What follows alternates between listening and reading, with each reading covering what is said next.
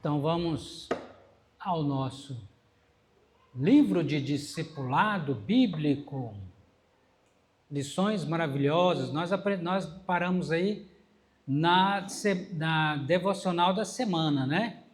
Então abra a Bíblia na página 168.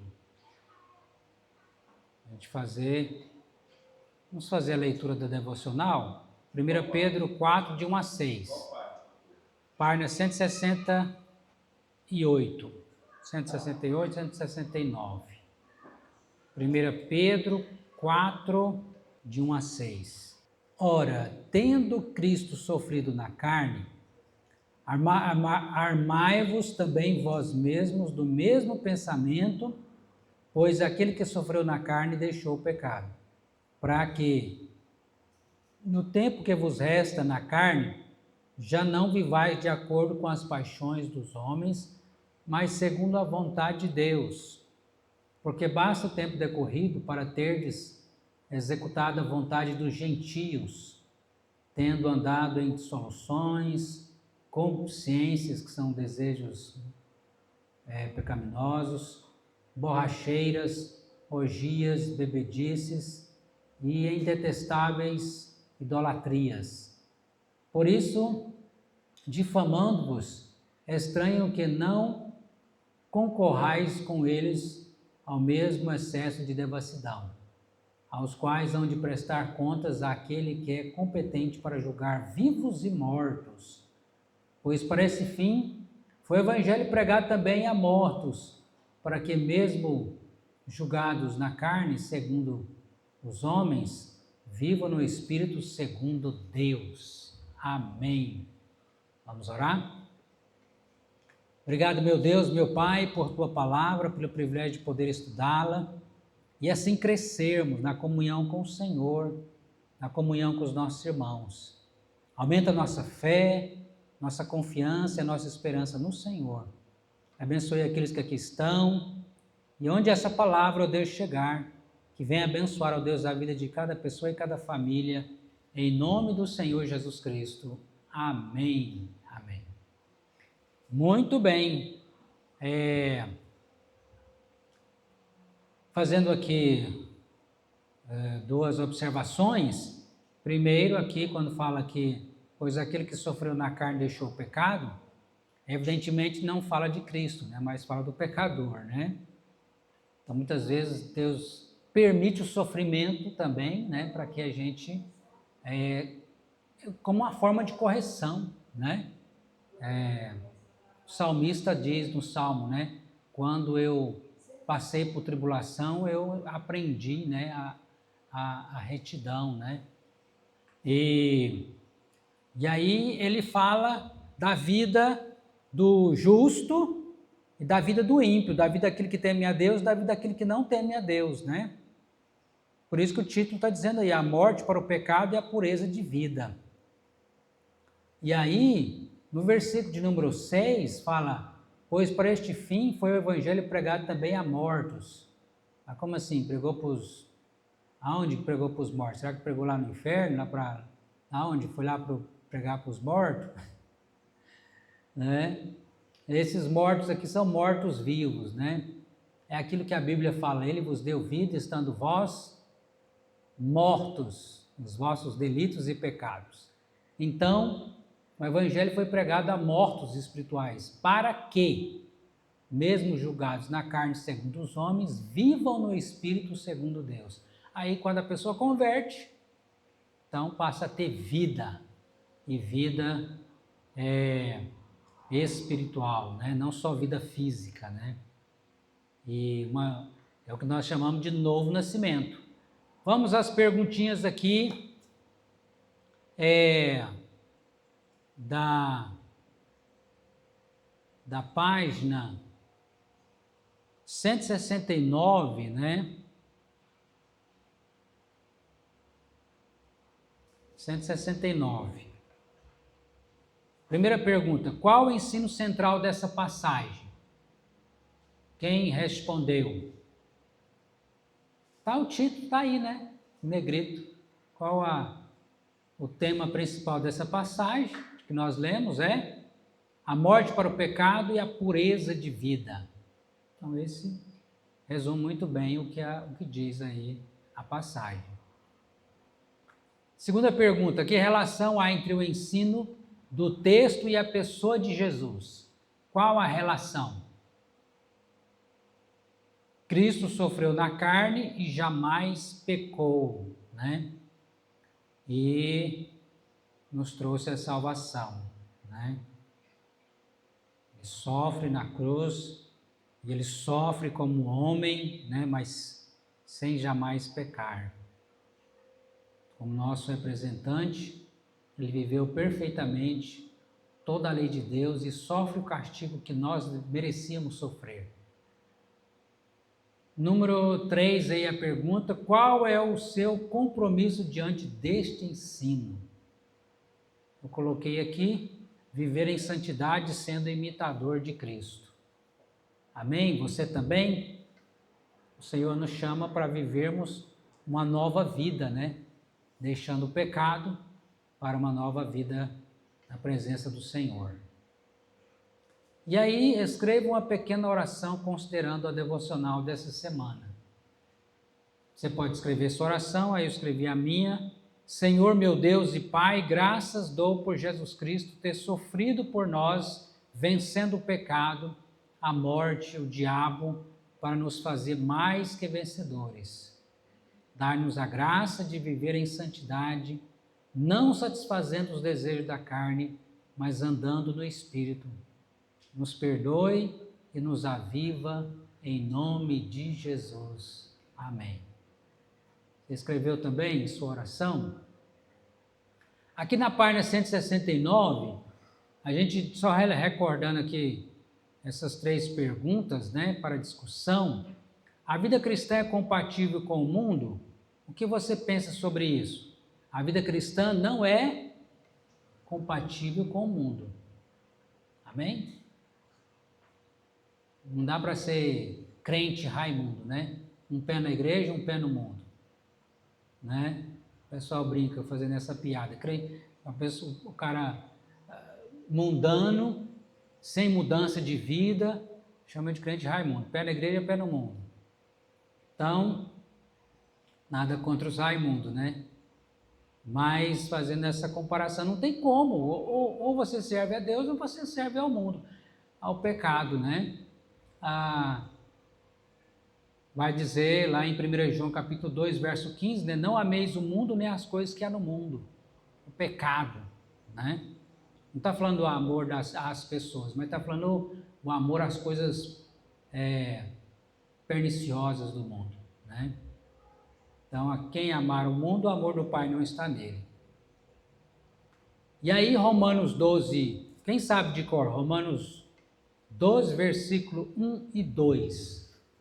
Rogo-vos, pois, irmãos, pelas misericórdias de Deus, que apresenteis o vosso corpo por sacrifício vivo, santo e agradável a Deus, que é o vosso culto racional, e não vos conformeis com este século, olha, não vos conformeis com este mundo, mas transformai-vos pela renovação da vossa mente, para que experimenteis qual seja a boa, agradável e perfeita vontade de Deus. Que bênção, né?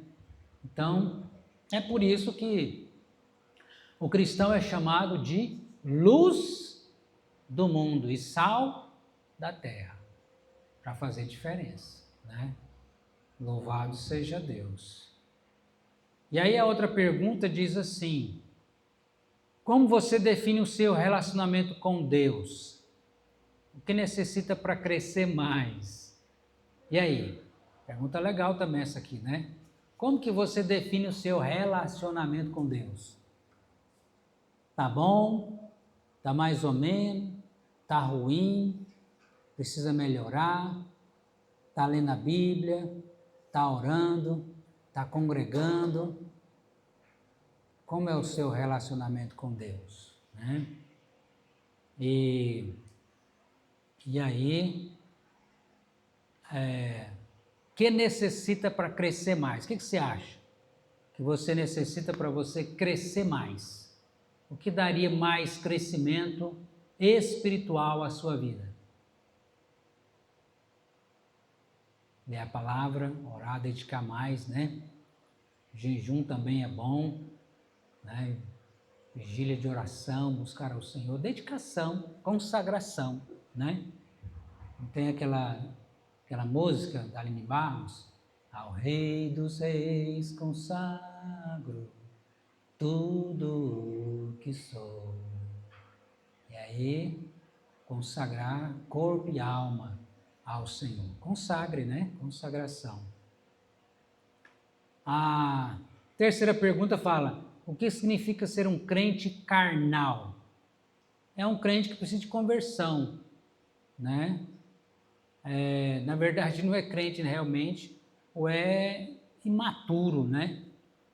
Precisa realmente, se está vivendo pecaminosamente, então pode ser, não existe também crente ou é convertido ou não é, né? Então, não podemos viver uma vida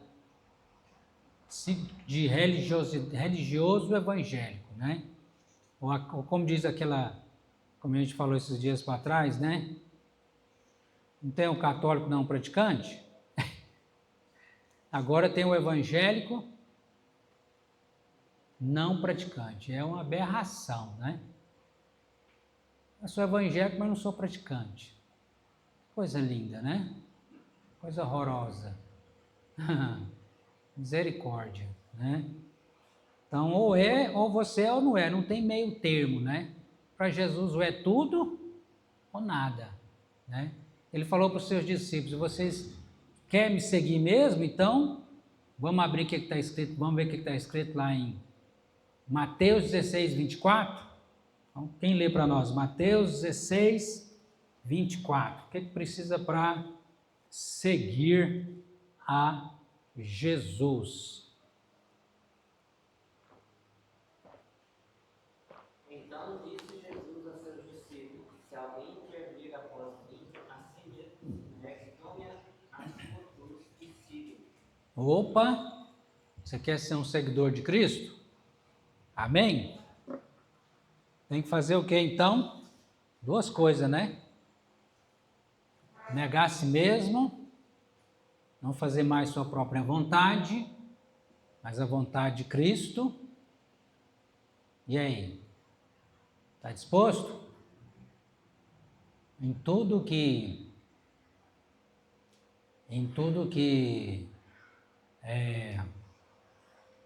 fizer, né?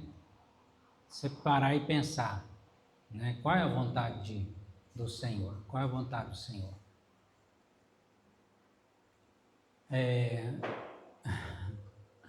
Já mangaram bastante, né? Lá o profeta Miguel. É Miguel mesmo, é Miguel Oliveira. Mas eu vendo uma entrevista, né? Esses dias ele sendo entrevistado por um pastor, achei uma coisa muito positiva que ele falando, né? Que já leu mais de 4 vezes aquele livro Em Seus Passos que Faria Jesus. Já conhece esse livro? Muito bom esse livro. Em Seus Passos que Faria Jesus. E ele é um menino que, apesar de ter apenas 15 anos, mas lê bastante. Ele não é muito de ficar em televisão, mas leitura, coisa boa. Falei, olha que coisa tão, né? Deus abençoe. Não, mas é sério, numa outra entrevista ele perguntou para ele se ele já viu o livro, ele falou que não. Eita, tá vendo? Aí já derrapou, né? Então, para fazer o que Jesus faria, a gente tem que conhecer a palavra de Deus, né? Conhecer a palavra e praticar essa palavra, né? Então, para ser um seguidor de Jesus, negar a si mesmo, não é fácil não. Porque a gente quer fazer a nossa vontade. Não é mesmo? Mas quando você quer ser um seguidor de Jesus de verdade, aí você renuncia. porque você ama mais Ele do que a você mesmo, né? Então, e aí, a outra coisa que a gente tem que fazer é tomar o quê? Um café? Tomar a cruz. Tomar a cruz, né? Carregar a cruz. Não no sentido que eu vou pagar meu pecado, mas no sentido de que eu tomar a cruz. Quando Jesus fala para os discípulos, vocês têm que tomar a cruz, eles entenderam. Porque tomar a cruz, carregar a cruz, era você... Agora a sua vida está destinado a morrer. Você vai morrer. Tomar a cruz é pegar a cruz aqui e vai chegar até o lugar lá onde você vai ser executado. Ou seja, está pronto a viver e a morrer por Cristo. Carregar a sua cruz. Aquele negócio de eu quero Jesus, mas eu só quero as bênçãos dele, não quero sofrer por ele, não serve. Tomar a cruz, ele está disposto a sofrer e a morrer por Cristo, se necessário for, né? Porque ele é digno. Ninguém fez por nós o que ele fez. O que ele fez para te salvar? Para te livrar do inferno? Morreu numa cruz pagando o seu pecado, né? Então, ele é digno. Amém? Você é um seguidor de Jesus? Está renunciando? Está tomando sua cruz? Agora o pessoal confunde também, né? Fala, esse menino é minha cruz. Minha sogra é minha cruz. Esse sofrimento é minha cruz. Não tem nada a ver com isso aí. Cruz é sofrer por amor a Cristo. Por causa de Jesus. Essa é a cruz. As outras coisas, né? Então, e aí? Está negando a si mesmo? E está tomando a sua cruz dia após dia, e aí me siga, né? E isso é uma glória, é uma honra, é uma bênção, né? Lembra de Pedro e João, quando eles, chicote no lombo, varada nas costas, E aí, por causa de Jesus. E aí depois, quando liberou eles saíram reclamando. Não quero ser mais crente, não. Deus me livre. Eles, não. Eu queria só as bênçãos de Jesus, agora sofrendo, apanhando. Não. Larga a mão disso. Foi isso que eles falaram? Não. Vamos ver lá em Atos. Abre a sua Bíblia em Atos. Vamos ver o que Pedro e João falaram depois de levar aí várias chicotadas, né?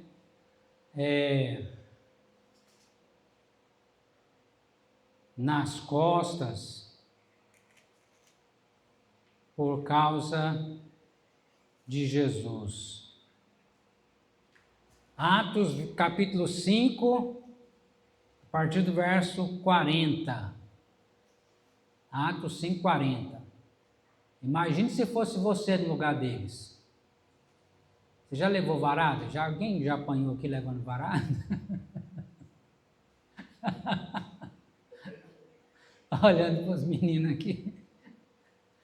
Eu já levei também as varadas. Não é bom não, dói.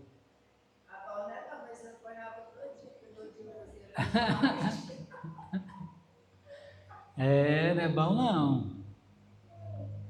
E principalmente quando você apanha sem, né, inocente. E aí versículo 40 fala assim, chamando os apóstolos, açoitaram-nos. Foi açoite, não foi umas varadinhas. Ordenando-lhes que não falassem em nome de Jesus e o soltaram. E eles se retiraram do sinédrio, triste, murmurando, reclamando, Deus me livre, não vou seguir mais Jesus não. Não é isso que está escrito aí? Eles se retiraram do sinédrio, regozijando-se por terem sido considerados dignos de sofrer afrontas por esse nome. E todos os dias, não parou não, no templo e de casa em casa, não cessavam de ensinar e de pregar Jesus, o Cristo. As costas doendo, com os lombos, dos vergão, dos açoites, mas continuavam. Depois, eles matam João, tentou matar Pedro, prendeu, mas não era a hora ainda. Mas depois também Pedro foi executado também, né? Morreu por amor a Cristo, se tornou mártires. E aí, se fosse você? Gente do céu, que tipo de evangelho será? Porque, gente do céu, tá difícil, viu? As pessoas hoje tá uma vida cristã água com açúcar tão rasa. Qualquer coisinha é motivo de não ir na igreja, de se desviar. Tem os fiéis? Tem, graças a Deus. E tem irmãos nossos hoje em dia que tem países outros aí que têm sofrido perseguição por causa do evangelho e têm sido até mortos. Estão lá dando exemplo. Para nós, né, que estamos aqui de boa, né, pode vir na igreja qualquer dia que você quiser, mas não quer. E boa frase. Tempos fáceis geram homens fracos. Agora, quando é na luta, é forjado, é ali no suor, no sangue, no sofrimento, aí o caráter é moldado como um homem, uma mulher de verdade. Diga aí, Jana. Basta ver os cristãos antes de nós, né?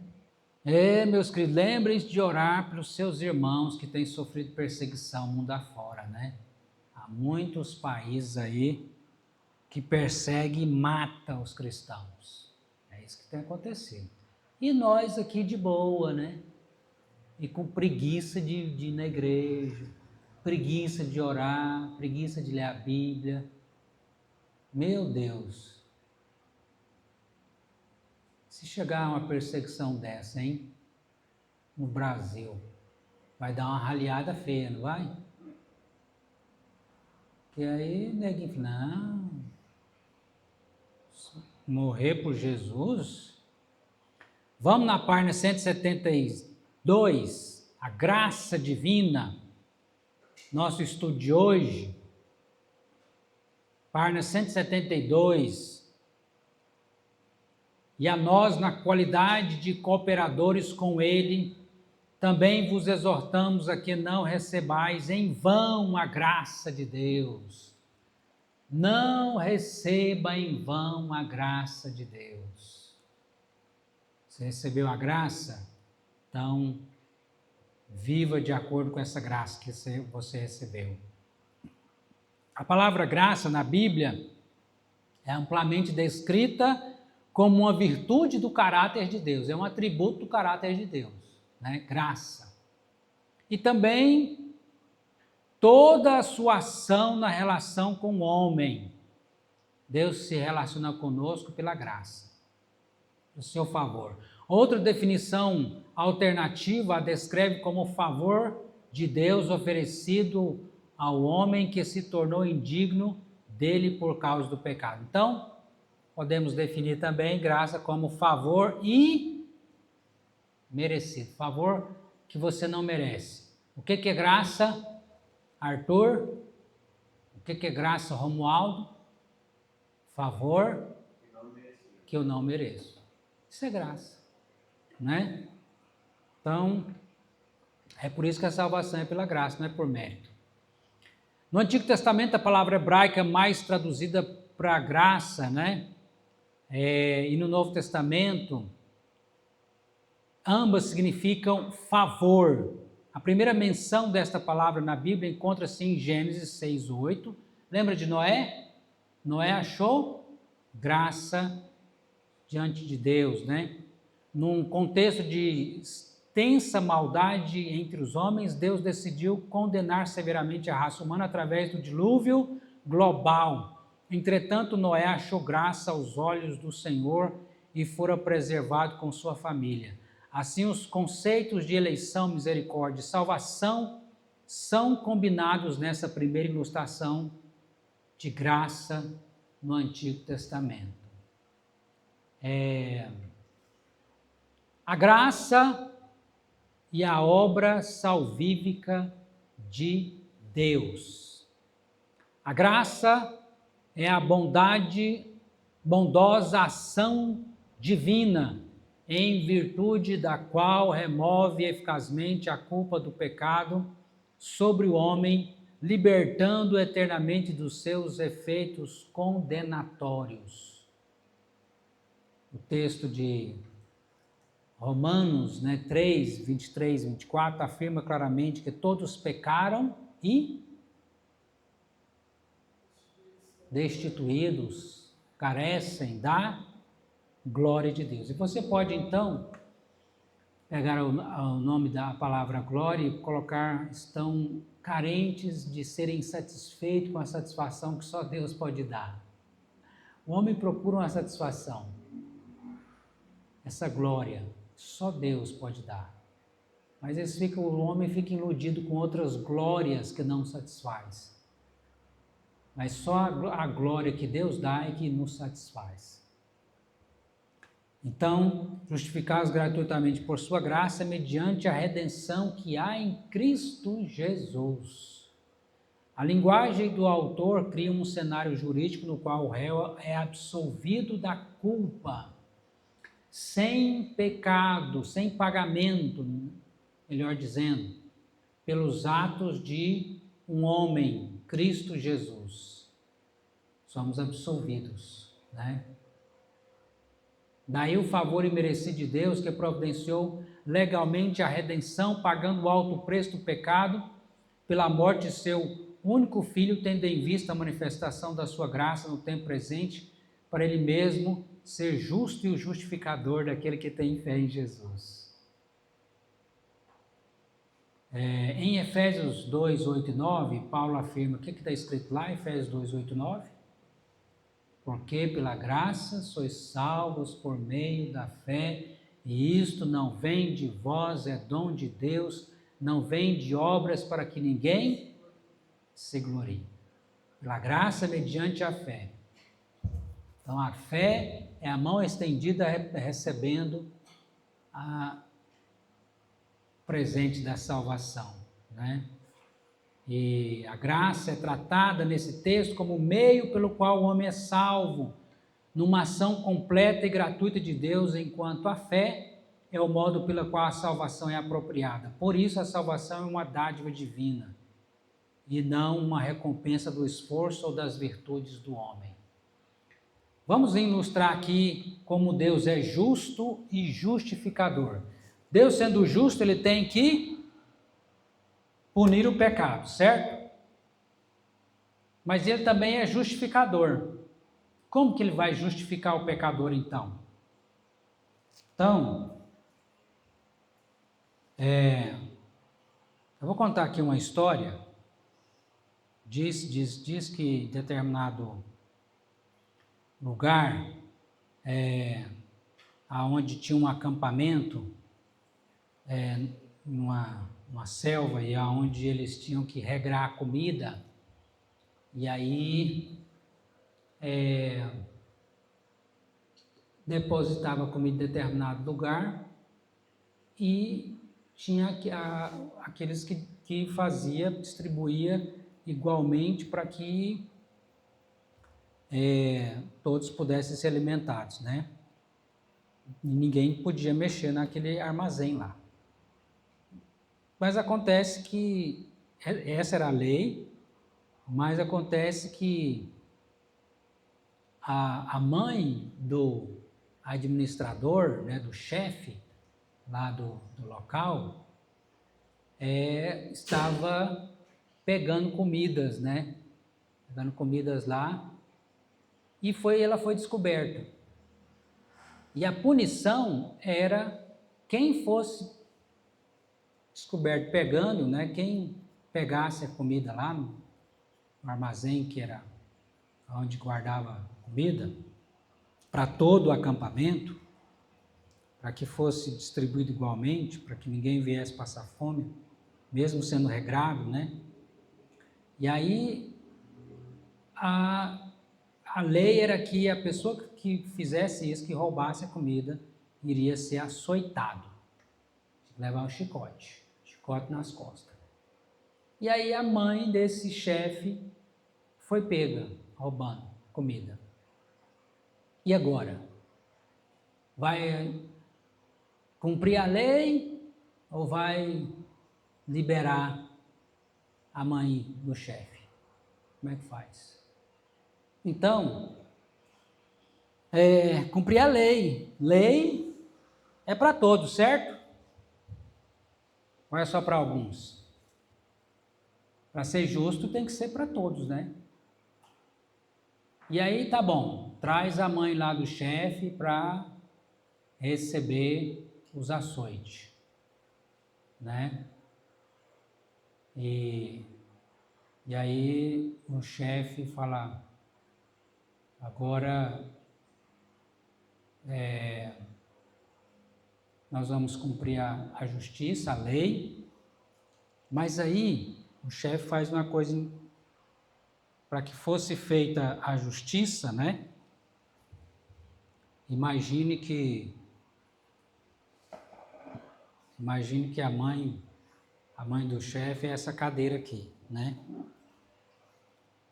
E ela tá aqui pronta já, e o que ia dar as varadas já está aqui, já pronto aqui para dar as varadas, mas o chefe, e ela está ali esperando, o chefe então chega diante daquelas pessoas, tira a sua camisa e chega aqui, abraça a sua mãe e diga, agora você pode, eu vou receber os açoites no lugar dela. Justiça sendo feita. A mãe foi livre, mas alguém teve que pagar pela quebra da lei. Foi isso que Cristo fez, né, na cruz. Porque quem que teria que receber os açoites, a condenação? Eu e você que somos pecadores. Mas Cristo se oferece para receber no nosso lugar a ira, o juízo que eu e você deveria sofrer. Então Deus aplica a justiça, a ira sobre Jesus, a condenação sobre Jesus. Ele está sendo justo, ele está punindo o pecado. E aí, mas ao mesmo tempo, aquele que crê em Cristo, ele está justificando o pecador. Você entendeu como que Deus é justo e justificador ao mesmo tempo? Ele é justo e cumpriu a justiça. E ele é justificador porque o pecador foi livre da condenação, porque outro pagou por ele. Amém? Entendeu? O que é Deus ser justo e justificador daquele que tem fé em Jesus, né? E para terminar, a graça e a responsabilidade de quem é salvo. Porque tem aquela, lá em Romanos 6, né, Paulo vai argumentar, né, como alguns estavam dizendo, então, já que é pela graça, pode pecar à vontade, porque já que a salvação é pela graça, né? Não é por mérito. Não. Aquele que foi salvo vai viver em santidade. Isso não significa que a graça de Deus isenta o homem da sua responsabilidade espiritual e moral como salvo. Paulo não separa a graça das obras de santificação. Em Romanos 5:2, acompanhe aí no seu livro, ele falou de ganhar acesso pela fé a esta graça. Perceba que ele inverteu o argumento anterior para destacar agora a responsabilidade humana. Olha aí. Responsabilidade humana. Tudo está no contexto da graça divina. No entanto, em Romanos 5:21, ela é descrita como o reino de Deus sobre o homem no lugar do pecado, pela justiça para a vida eterna. Vamos abrir lá? Romanos 5:21. Vai um pouco mais na frente aqui. A palavra de Deus vai dizer para nós, a fim de que, como o pecado reinou para a morte, assim também reinasse a graça pela justiça para a vida mediante Jesus Cristo nosso Senhor. Então o pecado te condena, mas a justiça em Cristo te salva. Então viva em justiça. Por isso a exortação de Paulo em Romanos 6:1 e 2, está aí? Olha só, Romanos 6:1. Que diremos, pois? Permaneceremos no pecado para que a graça seja mais abundante? De modo nenhum. Como viveremos ainda no pecado nós que para ele morremos? Né? Imagine que você estava lá atolado num poço de merda, numa fossa. Alguém já viu fossa? Alguém já usou privada? Você já foi dessa época? Não é legal não, viu? Se caísse ali, misericórdia. Complicado, hein? Agora você pensa, a pessoa caiu, está lá na fossa, lá se afogando. Aí você foi salvo, tirado, dá um banho por dentro e por fora, para te limpar. Essa pessoa vai querer voltar para a fossa de novo? Para a merda? Claro que não. Está louco. Só se estiver doido. Assim é aquele que foi liberto do pecado. Ele não vai querer voltar para a merda do pecado. Porque o pecado engana. O pecado é uma ilusão. Promete alegria, felicidade, mas é amargo. É amargo, né? O final, o que leva é a morte. O salário do pecado é a morte. Então, quem foi salvo não vai viver no pecado. Por isso a exortação de Paulo em Romanos, quanto a graça é para não pecarmos mais, considerando-nos mortos para o pecado, não obedecendo às paixões, nem usando o corpo como instrumento de iniquidade. Olha o versículo 11 e 12 aí, ó, de 11 a 13. Antes, assim, considerai-vos mortos para o pecado, mas vivos para Deus em Cristo Jesus. Não reine, portanto, o pecado em vosso corpo mortal, de maneira que obedeceis às suas paixões, nem ofereceis cada um os membros do seu corpo ao pecado, não ofereça os seus membros ao pecado, como instrumentos de iniquidade, mas oferecei-vos a Deus como ressurreto entre os mortos, e os vossos membros a Deus como instrumentos de justiça, de retidão. Continuando aqui, oferecei-vos a Deus como libertos do pecado para uma vida de obediência a Ele. Paulo ainda advertiu contra o perigo de se receber a graça de Deus em vão. Misericórdia. Receber a graça de Deus em vão é negligenciar a responsabilidade de servi-lo através das obras de santificação, em obediência ao seu chamamento. Ela exige a nossa responsabilidade. Então, você foi salvo, você então tem a responsabilidade de viver em gratidão, em santidade, em obediência. Amém? Glória a Deus. Fica para próxima estudo aí, né? Então, nós temos as perguntas, páginas 74 e 75, né? As perguntas e a devocional da semana, né? Não deixe de fazer em casa a devocional da semana. Vamos orar? Deus querido, Deus maravilhoso, obrigado porque o Senhor nos resgatou da morte, do pecado, nos livrou das garras do diabo, nos fazendo teus filhos, para que possamos viver em comunhão com o Senhor, em comunhão com os irmãos. E assim, ó Deus, obrigado porque Cristo sofreu a nossa condenação, para que nós fôssemos, ó Deus, teus filhos em Cristo Jesus, salvos, libertos, transformados. Dá-nos a graça de crescer em santidade, ó Pai, em temor do Senhor. Perdoa os nossos pecados. Abençoa, Deus, a cada um de nós nessa busca por crescimento espiritual. Abençoa o teu povo, a tua igreja, em nome de Jesus. Amém.